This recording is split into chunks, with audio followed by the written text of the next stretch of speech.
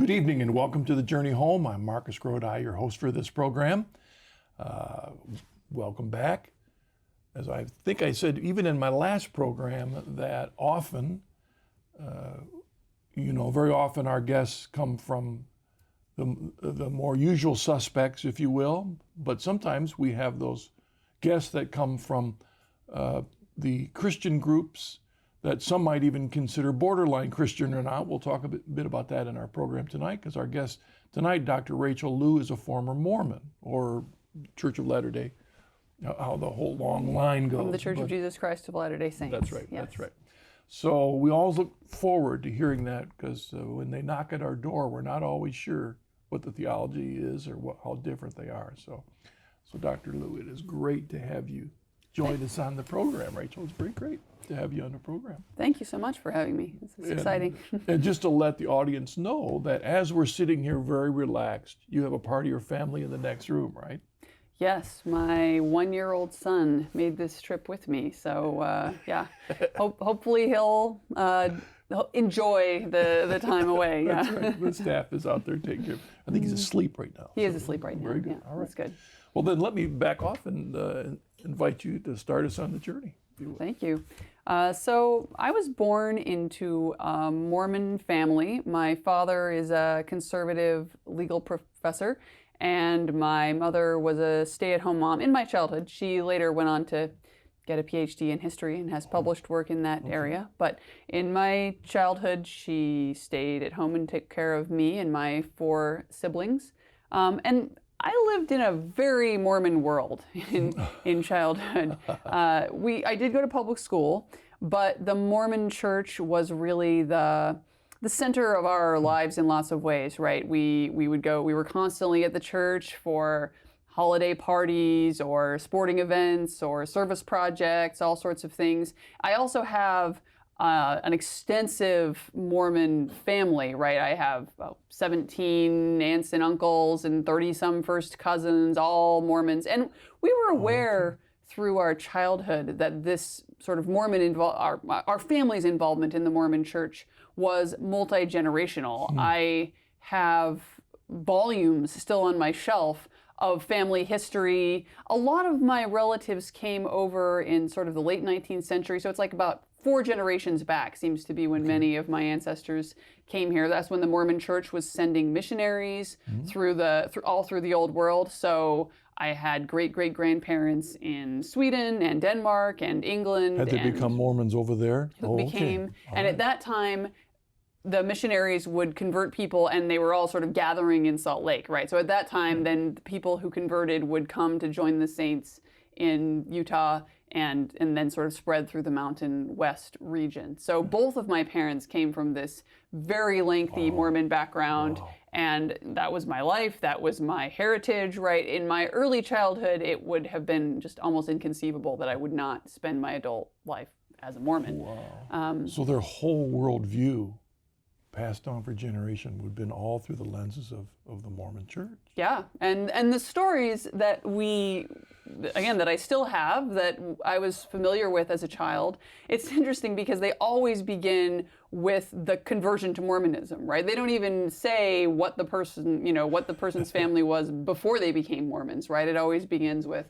the missionaries found them, they converted to the one true faith, they joined the saints in the Salt Lake Valley, and then the story moves onward from there. So yeah, I mean, that really was the story of our family. And you mentioned the little phrase, the one true faith. So growing up, what did you think about the rest of us? I mean, we would occasionally get lessons in church that would nominally deal with little aspects of sort of mainstream Christian theology. I remember getting lessons on why there was no original sin, why the Trinity was, a silly doctrine or whatever. But even in those days, I think that was probably more true like 50 years ago and less true now. I was a child in the 80s. Yeah. Even in those days, we just really didn't focus on it that much. We focused a lot on how Mormons were special in our identity, in our morality, in our community life, and so on and so forth. And I guess we just felt like other people weren't lucky enough to be Mormons yet, and that was kind of, we were the elect, I guess, and that was kind of it. So your focus wasn't we're not one of them. Our focus was what a blessing it is to be us. I think that's right. Yeah. I didn't look at the rest of the world with contempt, and I don't think most Mormons do. I think most of us feel like we were called to help the rest of the world. Of course, Mormons are very aggressive about that, right? Bringing the faith to the rest of the world. But at the same time, I mean, many people have this experience with Mormons, and this was my experience in childhood. Mormons are eager to sort of serve the world in all kinds of ways, right? Yeah. I don't know if you know the story of the Mormon Battalion in San Diego. No.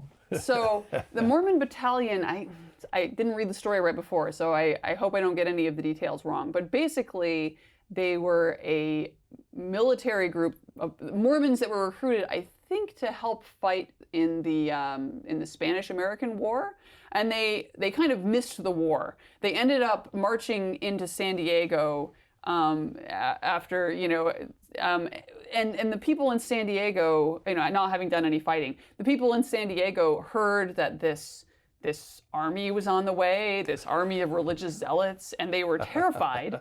And when the Mormon Battalion, which was sort of true, it was an army of religious zealots, but it's okay because they were an army of Mormons. When they arrived in San Diego, they helped build public works. They basically spent several months just sort of serving the community, helping build things up, and then they all just kind of went. So there's a museum to the Mormon Battalion in San Diego, and basically by the end, the residents of San Diego sort of begged them to stay. Like, stay longer, Mormons, help us more, build up our defenses more, build up our buildings more, fix our roads.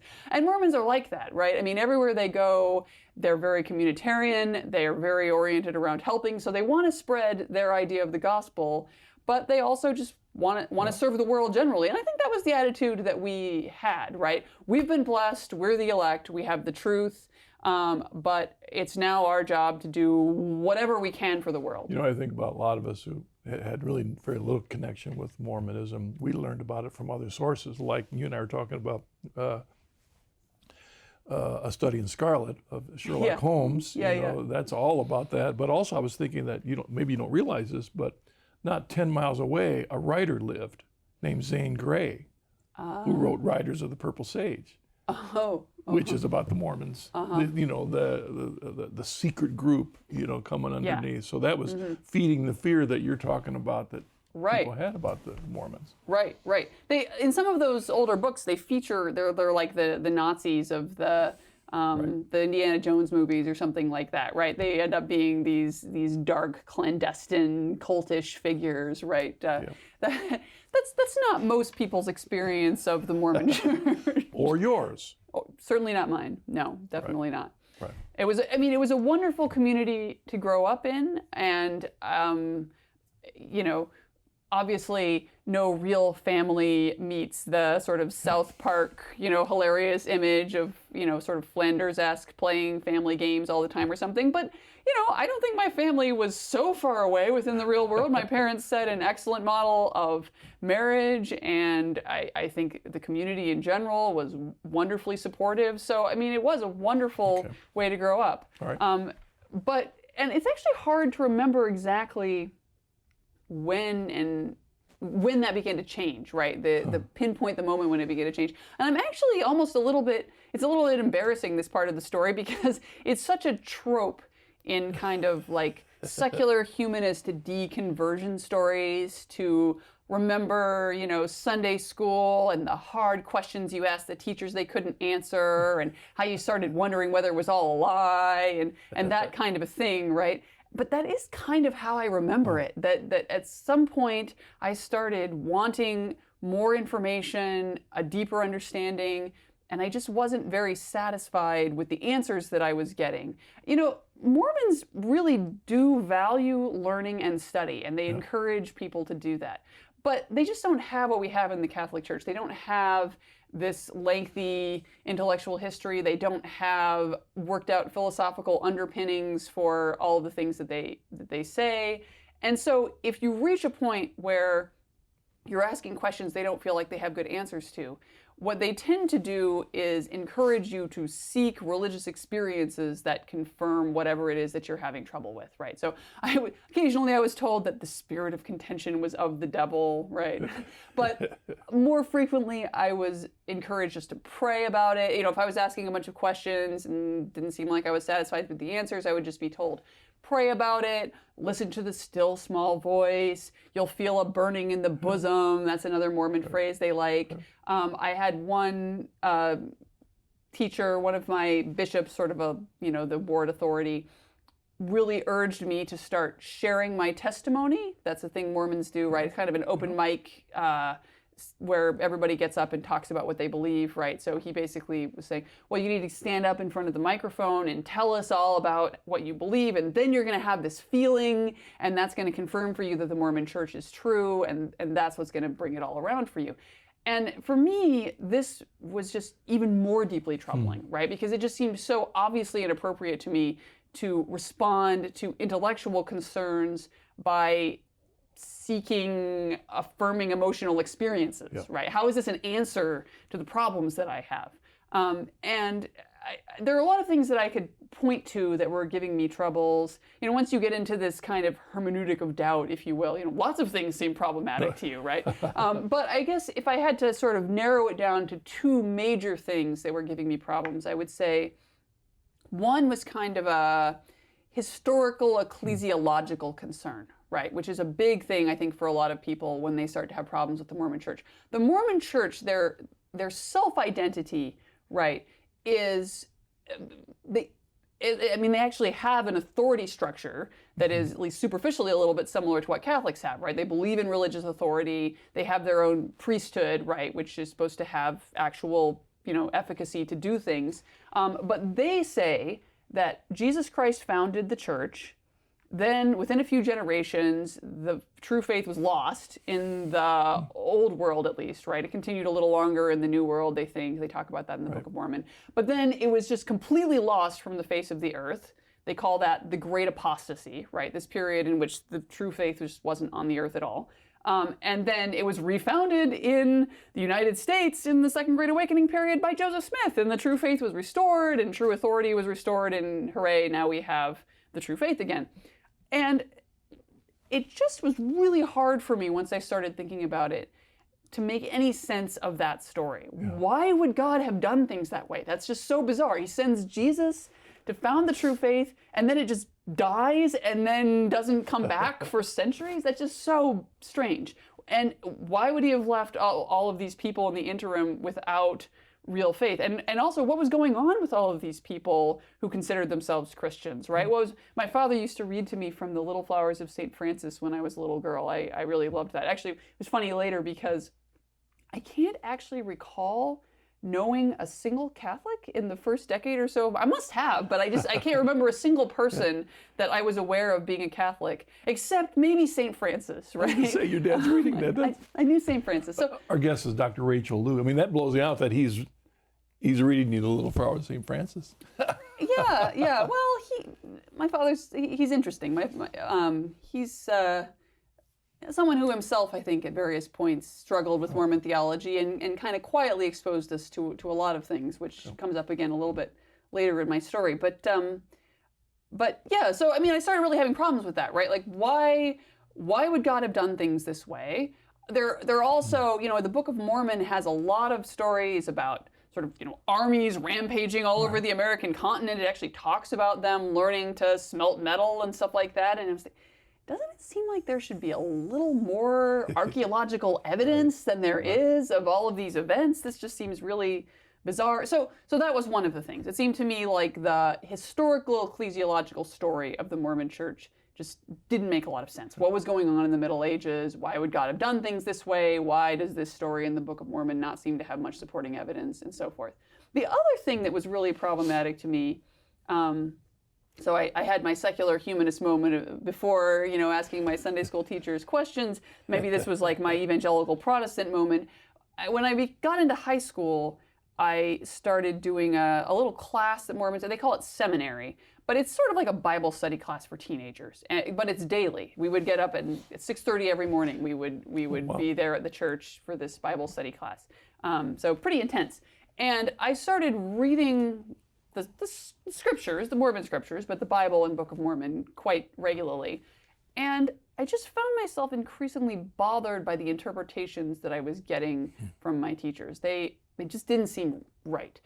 Often I didn't have an alternative theory really, but just what I was reading and what I was being told didn't seem to match, and it became increasingly troubling to me. There are many examples I could give, but one was especially troubling and then also became especially important later on in my story.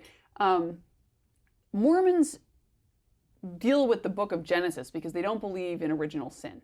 So when they taught us about the story of Adam and Eve, they say that, or at least this is what I was taught, that God doesn't actually command Adam and Eve not to eat from the fruit of the tree of good and evil, sort of on pain of sin. He just kind of explains the consequences to them of eating from that tree with the idea and even hope that they will choose to do so and thus enable, the human experiment to begin. In a way, it's almost like a happy interpretation of the Felix culpa idea, right? Like it was the Felix culpa, and so it wasn't even a culpa because it was Felix or something like that. So that's how they interpret it. Which you can see how they get there as not believing in original sin and liking to see human existence as this kind of happy school of virtue, sort of, which is the way they tend to see human life. But when I read the story, it just didn't compute, right? I mean, reading the story in Genesis, this is not what's happening, right? God gives them a command, they break the command, and he punishes them. That just seemed really clear to me. I didn't believe in original sin, right? If you'd said, maybe original sin is true. I nominally was familiar with it, but guilty babies, it didn't sound plausible, right? So it wasn't like I went from there to affirming something in mainstream Christian teaching, but I was just really troubled by it. It seemed clear to me that my teachers were telling me something that could not possibly be the correct interpretation. And there would have had to have been a lot of scriptures throughout where you're reading it, the clarity, but then there's always an alternative way to take it. Yeah. Would have been a continual troubling problem. And it's really hard to know what to do when you feel like there's something more that's going on here, and I want to understand what it is, and it just doesn't feel like the people entrusted with instructing me know what it is. But it's especially troubling when it really seems like those people are giving you the correct institutional answer, right? I mean, it's one thing if you say, well, whatever, you never know what you're going to get from a particular Sunday school teacher. Look, there's all these resources out there, they can help you. It didn't seem like there were all these resources out there. It seemed like they were telling me the official church position, but I just felt like I couldn't really believe it, right? And so, I mean, for me, getting to the end of my high school years, I was just deeply troubled. I didn't want to leave the Mormon faith. I mean, I didn't have some, I wasn't eagerly anticipating the opportunity to, shake the dust of my benighted Mormon past and from my feet. And it was not like you were drawn to something else either. No. You didn't have any other option. It just, There was no other option that I was particularly attracted to. My world was still very Mormon, so the idea of leaving the Mormon faith seemed kind of traumatic, but at the same time, I didn't really know if I could stay, right? Because this is a community oriented around belief, and increasingly it seemed like I didn't really believe, right? So can you spend your whole life pretending? That didn't seem right either, right? So I just was very troubled by the time I finished high school, figuring out what to do. As a young Mormon in high school, did you ever get confronted with the challenges to the history of Joseph Smith and his all of that? Did you get Did that ever reach you? Was that ever an issue about what kind of a person was this real founder and all those skeptical questions about the founding of Mormonism? I don't think I encountered those in my teenage years. There are a lot of questions about that. So for instance, the story of Joseph Smith's first vision, right? When So Joseph Smith has his own religious journey, right? He feels that none of the churches are true, and he's going to different churches trying to find the true one. He feels like none of them are right. He goes out and prays in the woods and supposedly sees this vision of the Father and the Son, both bodily, right? Two people standing side by side, these two white robed figures standing side by side, who tell him that none of the churches are true, and he needs to be, the founder of the true faith. So that's the story that's included in the Mormon scriptures now of Joseph Smith's first vision, and all Mormon children know it. That's definitely an important founding story. But actually, the story of the first vision was written multiple times by Joseph Smith and changed somewhat over, the institutional version now really actually is what he originally recorded. I didn't know any of that in my childhood, though. I started learning about that later on in sort of college and beyond when I was doing sort of more systematic research on Mormonism. Didn't encounter none of any that reached you at that point. Okay. Nope. All right. So there you are. You're finishing up high school, and you've got these doubts. You didn't go to the mission field then, huh? No. I mean, actually, women can't do that until 21, and by the time I was 21, there was no question of me doing that. But it is actually interesting. I mentioned that my father has a kind of, he's still a practicing Mormon, but he's circumspect, you might say. He has a familiarity with a lot of the sort of things in the Christian spectrum. And in the summer following my senior year of high school, he actually took me to a bunch of different churches. I think he understood that my problems with Mormonism at this point ran pretty deep, and I think he wanted to make sure that I did know that there were other options besides just, leaving religion altogether, right? Yeah. He preferred to see me find a church of some sort rather than just become some hardened secularist. Praise God for him. Yeah, absolutely. He was a huge influence, certainly, in my life. Okay. Although none of those churches that we mostly went to Protestant churches, and none of them really, there weren't any particular magical moments in those churches, but it did at least sort of crack my mind to the idea that there are other churches out there, and it's not really a choice between being Mormon and just leaving God altogether. But the Catholic Church wasn't one of those options. Well, because I actually started as a freshman at Notre Dame in that fall, and because he knew I was doing that, I think he just focused on that. Yeah. That happened because he got a job there. So it was very straightforward. He got a job at the law school there, so I was able to get a free education in Notre Dame. That's not a gift that you return to sender. and so I matriculated as a freshman at Notre Dame, still with almost no experience of Catholics at all. I have, it's really funny, even looking back at 18 and thinking, what Catholics did I know in my life prior to starting at Notre Dame? And the only people I can think of is this kind of clingy couple in my high school that always seemed to be like making out under the bleachers. Somehow it sticks in my head that they were Catholics, and I think, why do I even know that about them? Why do I remember that? The only people I can think of that somehow I seem to remember were Catholics. So almost no exposure at all to Catholics or Mass or liturgy or anything about the Catholic Church until I started as a freshman at Notre Dame. And in fact, I ran away from my very first Mass in freshman orientation weekend. It's kind of a funny thing. It was one of these huge masses in the basketball arena, right? With thousands of people, all the freshmen and their parents, returned students, faculty, one of these kinds of deals. And I slipped into the back, as you do when you don't have any idea what's going on and you don't want to make a fool of yourself, right? So I'm sitting in the very back of some You row don't want there. to be in the front row at your first Catholic Mass. No, you don't. But apparently somebody wanted me to be in the front row, because partway through the Mass, somebody comes and taps me on the shoulder and whispers something that I don't really understand, but it includes the word gifts. I was just thinking that's probably what happened. Yeah, so I'm like, I sort of, I'm sorry, I don't follow. And the person says, we just need you to help carry things. So it's a sign of what it's like to be a Mormon that it did not even seem strange to me that they would be, I just figured they needed some sort of menial chore done, right? Sort of setting up for the lunch or something like that, because there was a, lunch afterwards. Like, you probably just need a little help setting something up or whatever. It didn't even seem strange to me that they would be tapping students on the shoulder to get them to help prepare for a lunch, right? I mean, that's just how Mormon culture is, right? It's a voluntold culture. Everybody in the community helps. The idea that I would just be drafted to go help set up for lunch, okay, fine, sure. You just need somebody to help you. Okay, fine. So I follow the person out, and I'm brought down where this, very professional woman is putting people in lines, and she brings me this huge gold dish with what, of course, I now know were unconsecrated hosts. And I go, oh, no.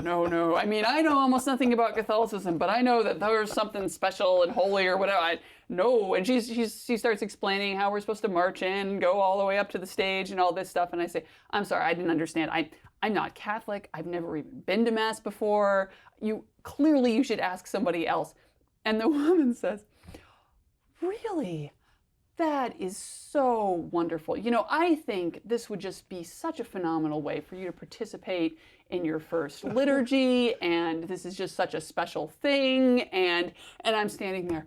This person is not hearing me. There is no way that my very first Mass at Notre Dame, I'm going to accidentally commit some kind of sacrilege, and all of my new classmates are going to remember me as like the person who disparaged the faith at the first Mass. There's just no chance. So I put the dish down on, I don't know, a stool or a table or something that was nearby, and I just literally ran. There was a door over there, and I just ran out of the building, did not come back because... Yeah, it was so that was my first Mass, right? That was the level of Catholicism that I was at when I started at Notre Dame. Did you fairly quickly get to know some Catholics that first year, or what was your Catholic experience in that first year? So I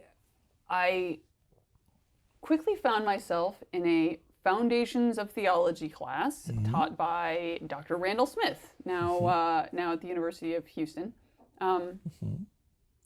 Thomas Aquinas in Houston. And I remember it was funny because he started out the class. I was pretty jaded about religious education at this point, given my previous experiences.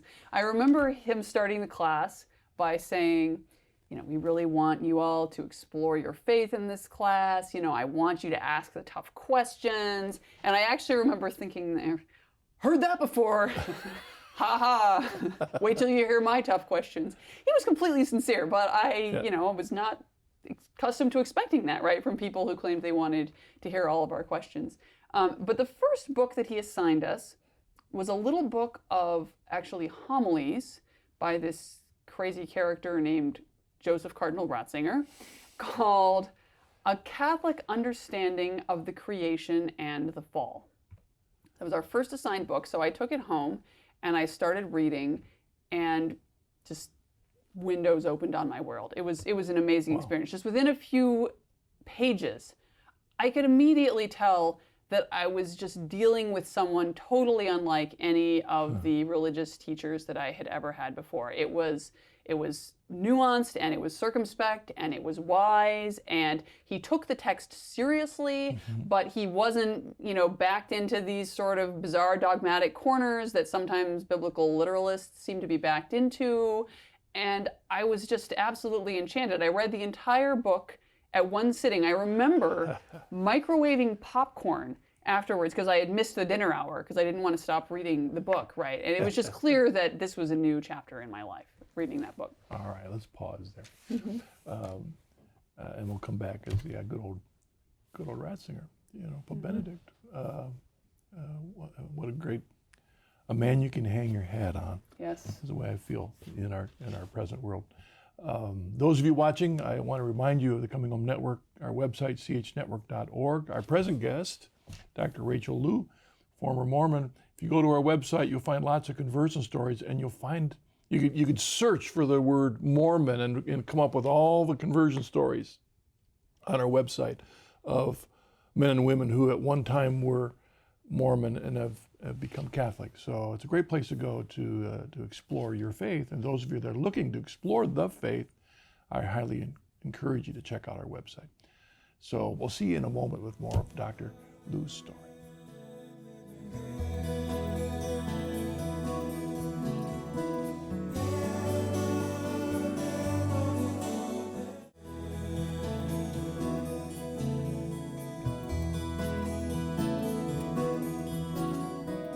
Welcome back to the Journey Home. I'm your host Marcus Grodi, and our guest is Dr. Rachel Liu, former Mormon, and I've rudely interrupted you in the middle of your theology class. So let's pick up there. You just had this beautiful experience of reading Cardinal Ratzinger. Yeah, and I felt that was sort of opening a new chapter in my life, and I think that was accurate. It was, the class itself was really wonderful. Dr. Smith, many other students have had good experiences with him. He does really love to just get in exchanges with students, to answer questions.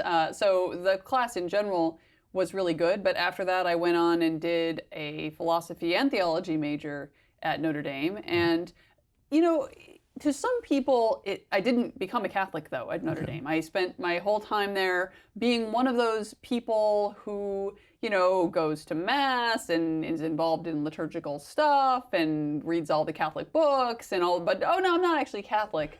Lots of people end up doing that, right? For different reasons.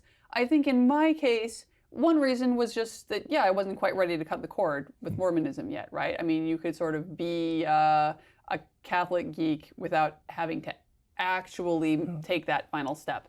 Another reason was, given how difficult it was leaving Mormonism, I wasn't really eager to take on for obligations to another community immediately, right? I sort of understood that getting out of a community is no small thing, right? So you probably should think about it before you get into one. And also, though, my experiences with Catholics at Notre Dame were kind of varied. There were many aspects of it that perplexed me. So I had some Catholic friends.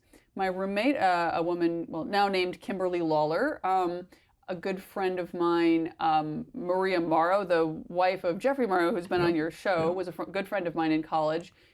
They were positive influences. They could explain things. You could ask them Catholic questions and they could suggest answers.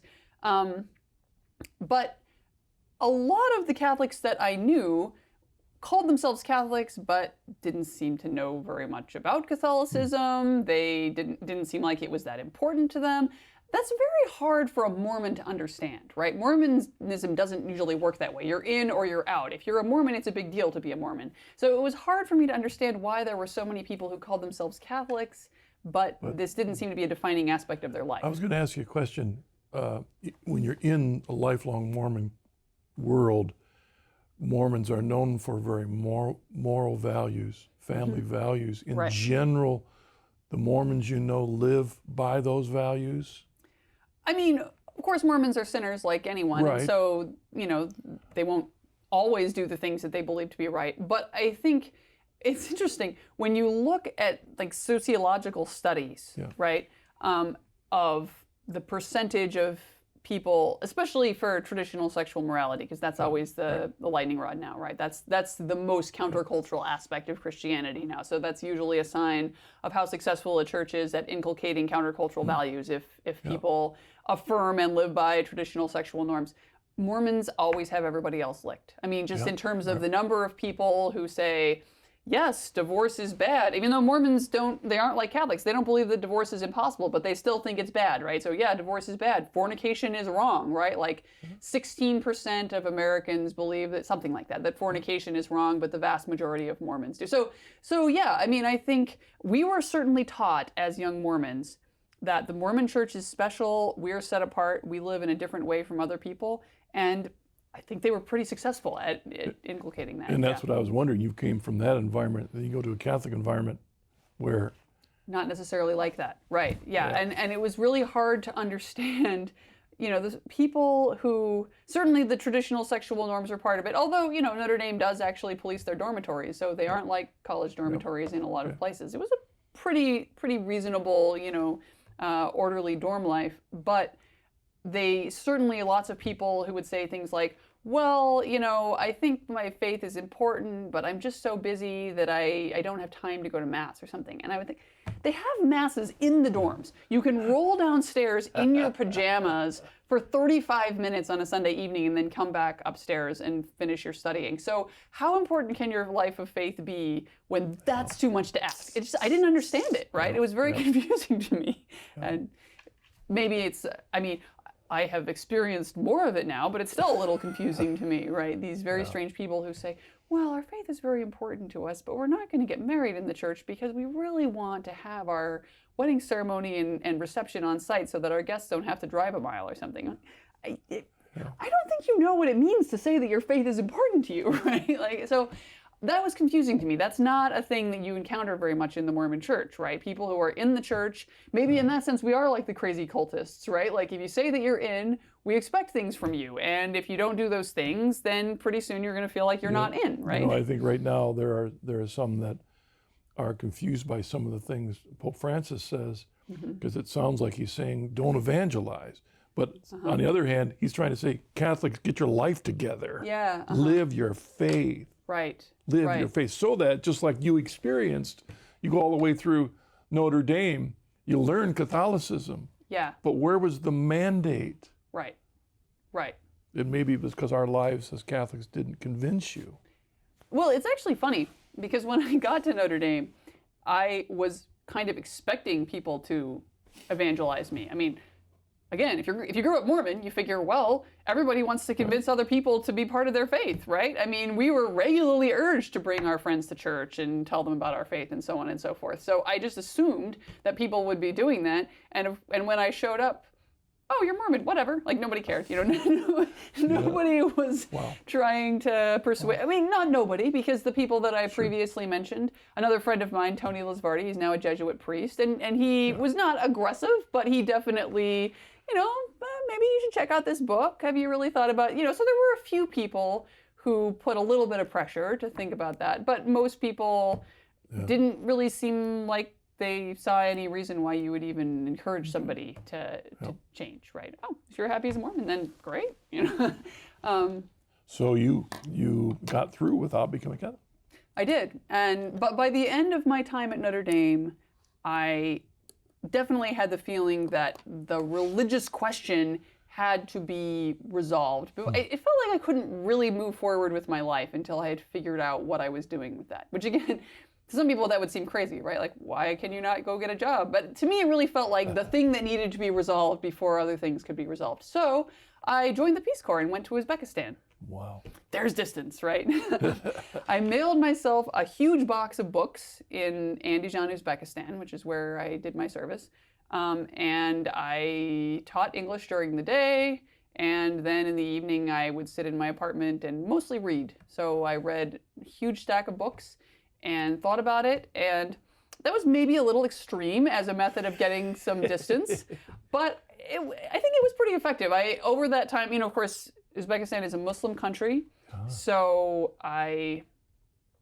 you know, there was no pressure from any, you know, it was a completely different environment. I wasn't around my family, I wasn't around my old Catholic friends, I was really just kind of, you know, in the desert in a sense, working it out, and I read a fair amount of Protestant stuff.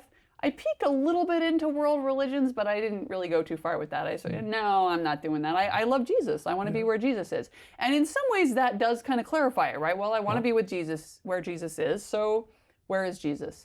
Over the time that I was doing all of that reading, I definitely started to get the sense that people tend to get when they're doing that, right? That if you want to be where Jesus is, if you think that it is important to have a church, if you think that authority is important, the roads are all kind of leading one way, right? And that did sort of start to become evident to me. And by the time, so after the Peace Corps, I went to, actually in the Peace Corps, I applied to graduate school in philosophy. I wanted to study medieval philosophy, and I ended up at Cornell University.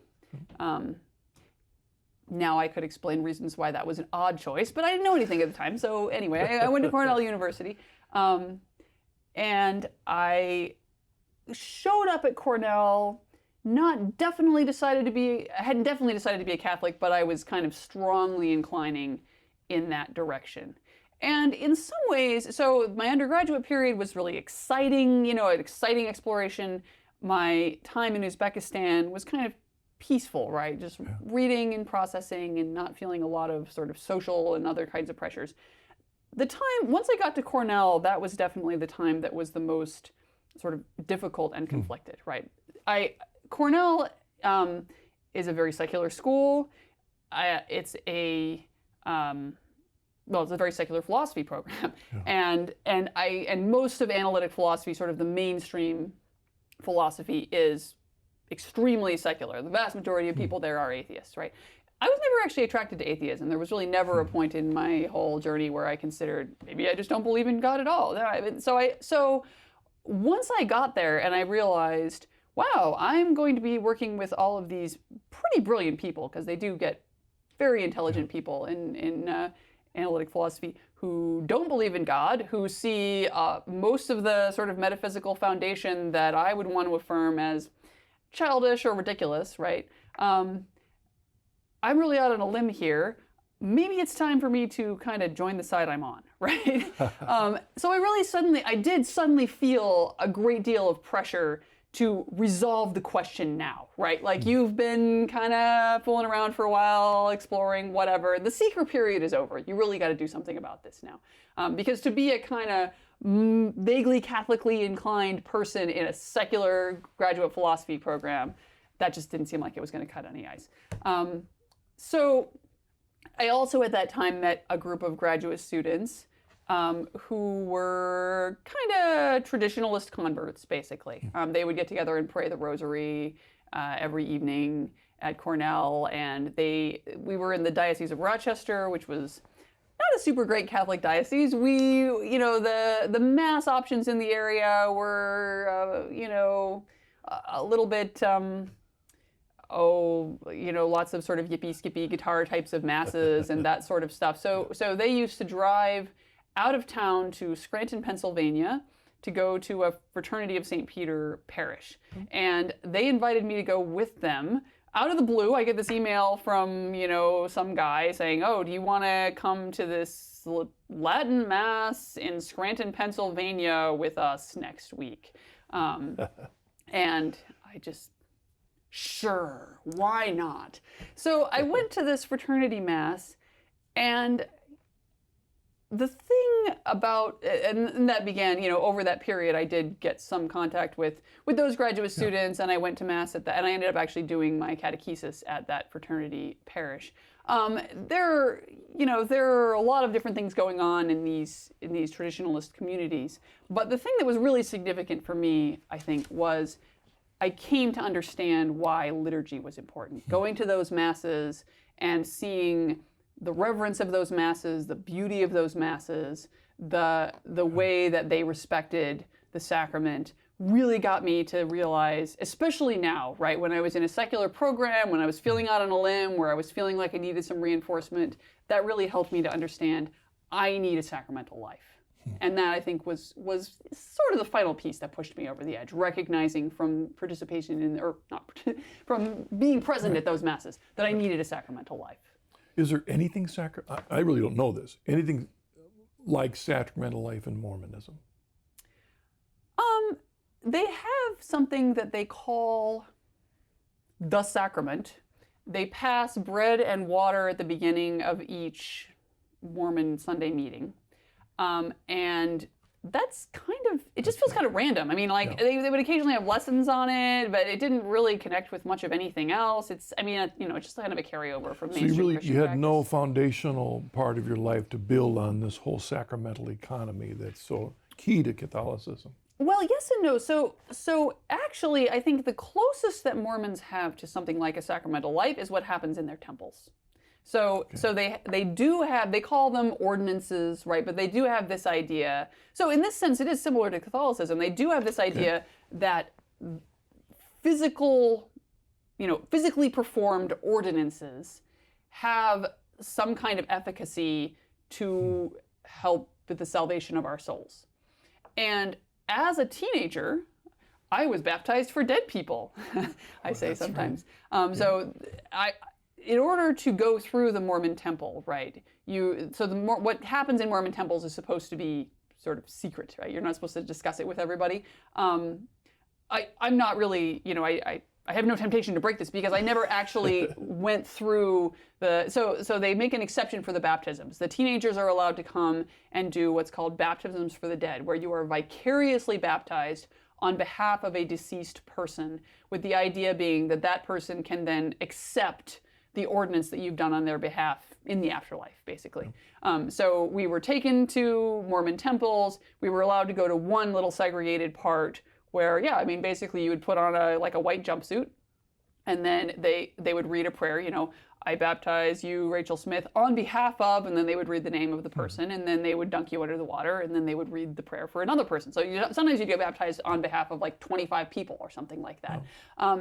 But that was the only thing that I did in the temples. In order to do all of the other stuff they do in temples, it's kind of an adult initiation rite when you reach a certain point, either usually when you leave for a mission or get married, or if you do neither of those things, at some point they just invite you to come and do your adult ordinances. And by the time I reached the age when I would have done that, I was pretty sure I wasn't going to be, you know, spending my adult life as a Mormon. So I never actually did any of that stuff. But I think that actually is somewhat like a sacramental life. They do actually have sort of physical ordinances that they perform that are supposed to be So the idea that the sacrament really does something, had a memory for you as a part of that. Yeah. If there's no original sin, you didn't have confession Right. as a Mormon. So how was that as you entered into the church, that new experience of the sacrament of penance and confession and the Eucharist for you as a new Catholic? Yeah, I was actually kind of pleased. So when I was a student at Notre Dame, the impression that I got, which I don't think was actually totally accurate, but the impression that I got was that confession was a completely defunct sacrament, like something that nobody actually did anymore.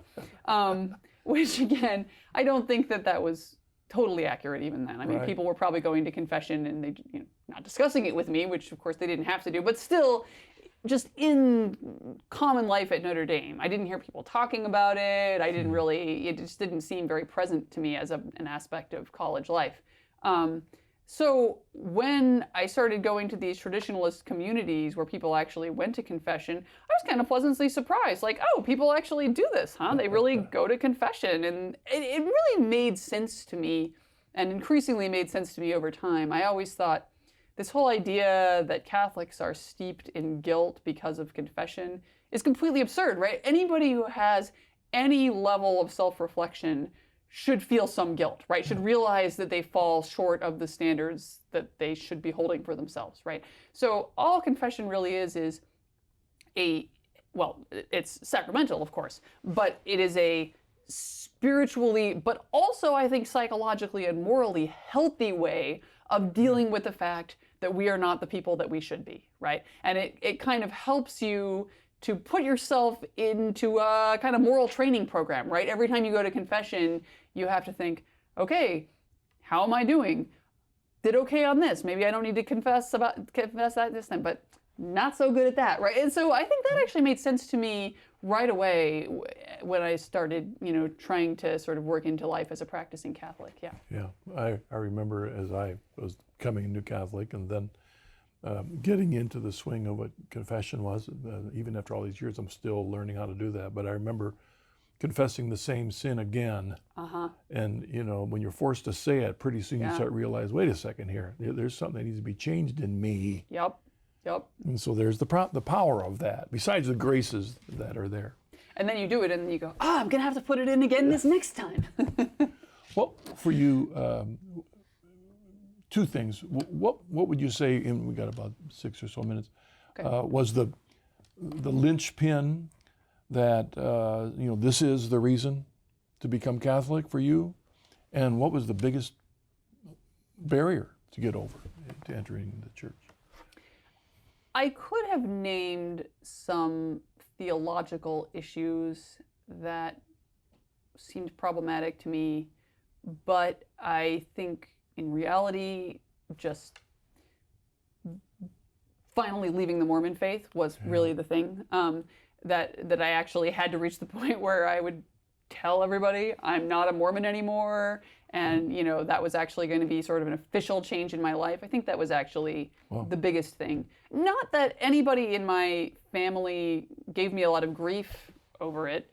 I wasn't really worried that I was going to be, I mean, I told you that my father brought me to churches, so obviously, you know, my parents weren't going to disown me or something like that.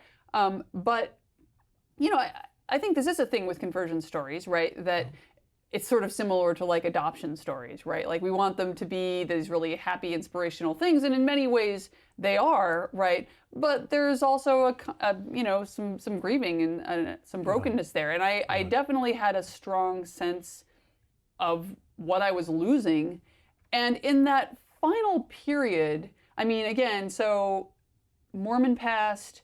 And then my present as a graduate student in this secular program where, of course, when you're in a program like that, a highly competitive graduate program, everybody is thinking about how you're going to get a job someday, what kind of a career you're going to build, and so on and so forth. So it was not unclear to me that being a Catholic, might be kind of an obstacle. Not that people were going to, dislike me just for self-identifying as a Catholic, right? But that the philosophical commitments involved were totally out of step with what was happening in my graduate program. So even on a professional level, this was pretty confusing.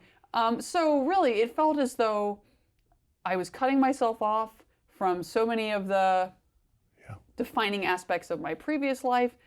I didn't really have any clear sense of what my future life was going to be like. So that final year, I really felt no enthusiasm for it at all. I just felt like it was a thing that I was obliged to do and that was sort of clearly necessary, but I wasn't excited about it. When people, occasionally, oh, I hear you're becoming Catholic. Yeah, okay. I mean, it really wasn't something that I was hoping to feel sort of inspired or have some come to Jesus moment where I felt like, yes, I have done the right thing, Lord. But that didn't really happen in that final year. But I did my catechesis. The poor deacon who catechized me was so perplexed as to like, why is this person here? She seems to want me to somehow talk her out of becoming a Catholic or something. I don't know what's going on. Poor guy. I was a very difficult catechumen, I think. But at the end, then I think I finally said, I clearly need to do this. And actually what happened was, so John Paul II died shortly before, and I hadn't actually scheduled, I'd finished my catechesis, but I hadn't actually scheduled my baptism. In traditionalist parishes, they don't usually do the Easter Vigil baptism. So I wasn't doing a traditional RCIA program. I was going through the Baltimore Catechism with a deacon at the FSSP. And so I hadn't actually sort of taken the next step of saying, let's do it on this day or something. It was all still a little bit up in the air. And I think it was actually when I was at one of the, the masses after John Paul II died, I did feel a little bit, I felt like I am part of this church, right? Like this is my spiritual leader, and I feel like I am. So I think that gave me just that little bit to actually sort of just schedule it. And actually it was really lovely because we scheduled it, and then they announced the new pontiff, I think a week or so before my baptism was scheduled, and there it was, right? Joseph Cardinal Ratzinger, the man who inspired me all those years ago. So that was kind of lovely. What a big completion of the circle. That is really neat. Just got a couple minutes. I think. In what ways, I'm thinking, how has your Mormon upbringing even helped you appreciate your Catholicism? Mm-hmm. How was God preparing you for this church?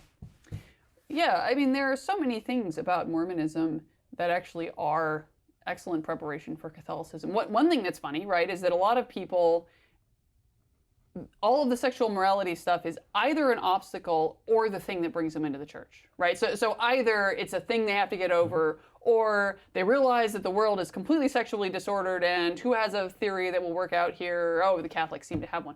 For me, it was just a non-issue, right? Oh, okay, yeah, that makes sense. That sounds good. Fine. I was very well, instructed. Mormons instruct people, sex and marriage and all of that stuff. They instruct adolescents very explicitly in all of that kind of stuff, right? So I was extensively taught about chastity, and that was just nothing for me getting into the church. That was fine.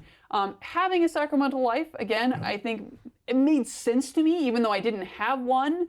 I could understand why that would be a valuable thing. I think that was, in that sense, it kind of set me up. And also, some people asked, and people skeptical of Catholicism asked basically, why would you have left the Mormon church and then gone to of all things, Catholicism. Their idea being, right, if you finally like thrown off one ridiculous religious authority, why would you immediately go enslave yourself to another religious authority? But actually, I think there is something revealing in that, right? Because it's not that I hate religious authority. I just sort of felt like I didn't have the right one, right? So there was a sense in which that structure prepared me to think about ecclesiological questions in a way that was ultimately productive.